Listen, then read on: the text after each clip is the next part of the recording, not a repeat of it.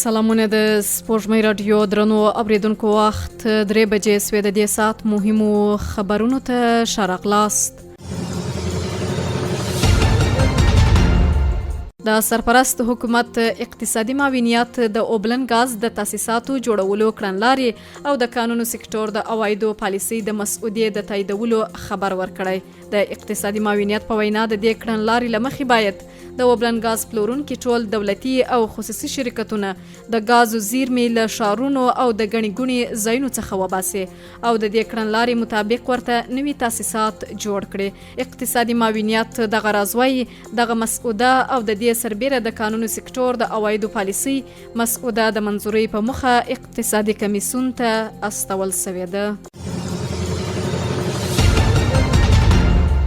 هلمند کې د بوست د پنبې او نباتي غوړیو دولتي شرکت مسؤلین وایي په 24 ساعتونو کې 10 ټنه غوړي او شاوخوا 80 ټنه پنبه پروسس کوي.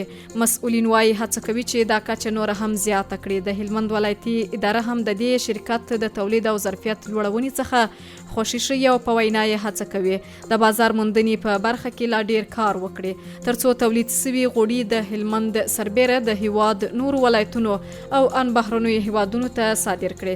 د پنبې او نباتي غوړیو دولتي شرکت چې د غوړیو د تولید او د پنبې د پروسس ترڅنګ صابون، کنجاره او پوستکي هم تولیدوي، دغه شرکت یو شمیر کارکونکي وایي خوښ دي چې هم هیوادوالو ته خدمت کوي او هم د ځان لپاره حلاله روزي ګټي.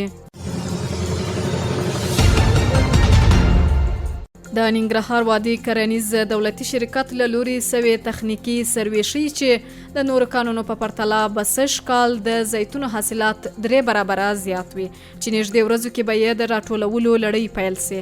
د ننګرهار وادي کرنیز شرکت مسؤلین داسې مهال د زیاتو حاصلاتو راټولولو وړاندوینه کوي چې سږ کال ورښتونو او توپانونو تر یوه بریده د زیتونو باغونه وځپل.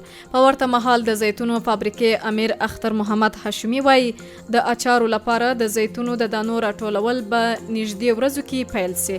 د کانال شرکت مسؤلین وایي سږ کال د زیتونو حاصلات 1920 ټنه اټکل کړی و خو د تیرو میاشتو ورښتونو، ژلیو او توپانونو له امله څه د پاسه 600 ټنه حاصلات له منځه تللي.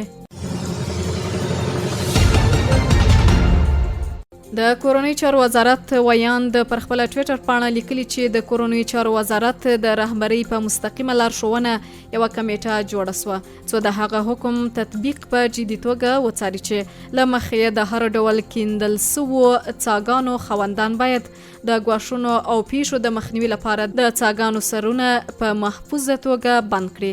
نوموړي ویلي چې دغه کمیټه به ټولو ولایتونو ته د دغې موضوع د عملي څارنې لپاره سفر کوي او له سرغړونکو سره به جدي قانوني چلند کیږي. د وزارت په خبره چې لا هم په هیواد کې په ځانګړې توګه سویل کې څاګانو ته د ماشومانو لویدنې زړه بوږنونکې پیښې رامنځته کیږي چې مخنیوی اړین دی. په دې اړه خبرتیا کې حکومت یو ځل بیا پر هیوادوالو غږ کړی چې ژر تر ژره د څاګانو سرونه په محفوظه توګه بند کړي کنه جدي او قانوني چلند به ورسره وسي.